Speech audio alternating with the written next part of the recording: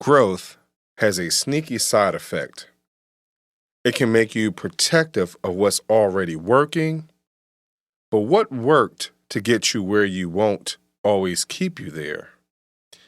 The biggest threat to progress isn't failure, it's success. And that makes you stop innovating.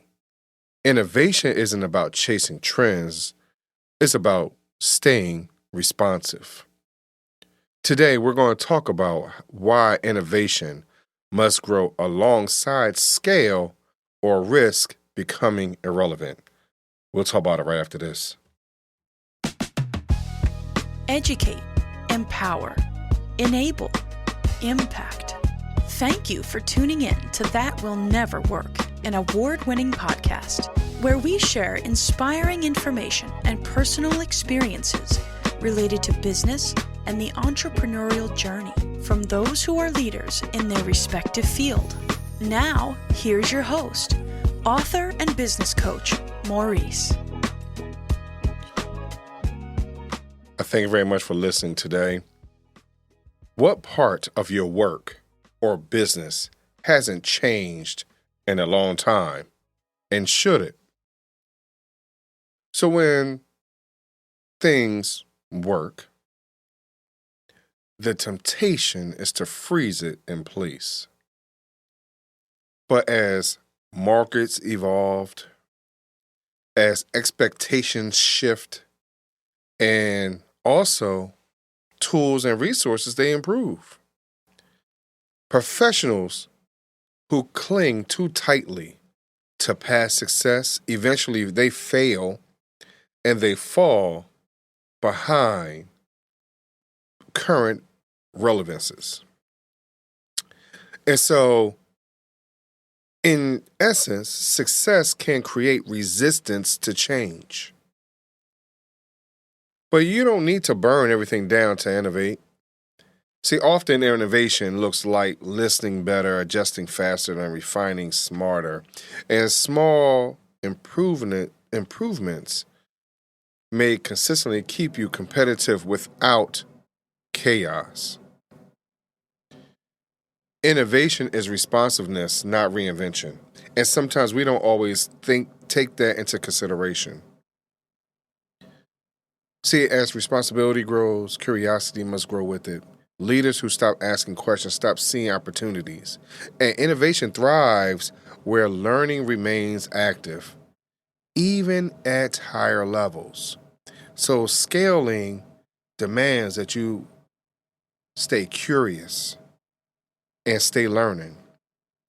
A lot of times, and I've had this with some of my clients, when they have felt as though they have caught stride in a certain place or space, at times they did not adjust to other things very well. And so, whether it is, as I stated, tools or resources, but maybe your clients and your community has changed. And because we were successful at this a couple years ago, that doesn't mean that community, especially those that we are serving and those that are actually in our, let's say, 5 to 10 block radius, that doesn't mean that those individuals have not changed. That does not mean that those individuals, especially if you're looking at a 5 to a 10-year process, right? Let's say you're dealing with kids, and those kids, quote unquote, those children, they have now, when you first reach them and talk to them, they might have been 6 years old. Now, if they were 6, now they're 16. Are their interests still the same? Are they looking at life a little differently? How about your first touch with them was when they were 10, and now they're 10 years later. They are now a sophomore, junior, senior in college, and they are no longer in the area. And their younger sibling that might be 2 years younger is on their way to college. And so the community has been changing all around you and all around everything that they have been learning. And once you go to college, for those of us who have attended, and we understand that college or university helps to stretch our imagination, helps us to stretch our viewpoint on life, helps us to look at life a little differently. And then those processes that we have learned in that environment ultimately shapes who we are as we move forward. And now all of a sudden, that organization, or maybe even is your organization that has been doing the exact same thing for the last 10 years, is no longer relevant in that situation, or you don't no longer have the solution to the environment, because now these individuals are now educated a little differently because they found out what their weaknesses are. They found out what their community weaknesses are. And so now they have found maybe a more effective solution.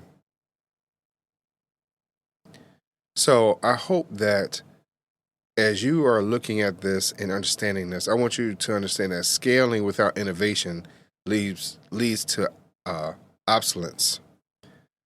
And this matters because we as professionals, who evolve while growing, stay relevant, competitive, and we stay positioned for a long-term success, even in growing environments. And sometimes we don't want to change with the times. So do you have to stay relevant? Do you have to understand what AI is doing? Do you have to understand what Apple or Windows is doing? Do you have to understand what Adobe may be doing? Because in order for you to grow, in order for you to maneuver through whatever else is going on in this world, you have to see and hear what people are talking about. You have to understand that, hey, this opportunity right here, which was a winning opportunity for us in the past, we have not grown from that situation or that space. And I know even for myself, as I, in Chisholm Group, where I was doing website design, and yes, I understand things from a front page and Dreamweaver perspective, for those of you who remember those applications. And so now we have moved on to other types of or forms of website design. So do you have to necessarily code all of it on your own? And you don't. There's a lot of things out there where it's more of a plug and play, drag and drop scenario. But there are some things that we also need to understand in that is that there are some resources, there are some things that from just a simple website design that you have to abide by, and that you have to consider. Now, every client is not going to do that. Every situation is not going to allow you to be in that position. But it's something that you just need to consider. And so growth doesn't give you permission to stop evolving. It increases your responsibility to do so. And when innovation stays active, relevance stays intact.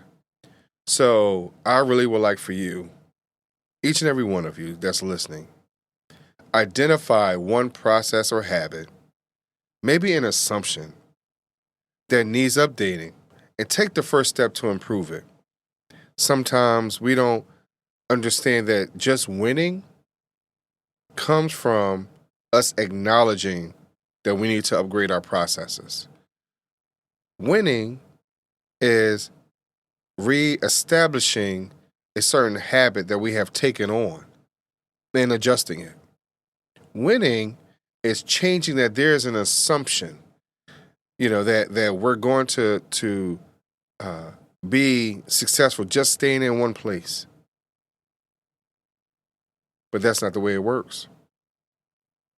We have to adopt a growth mindset. We have to adopt the idea that, hey, everything is not going to work in a vacuum.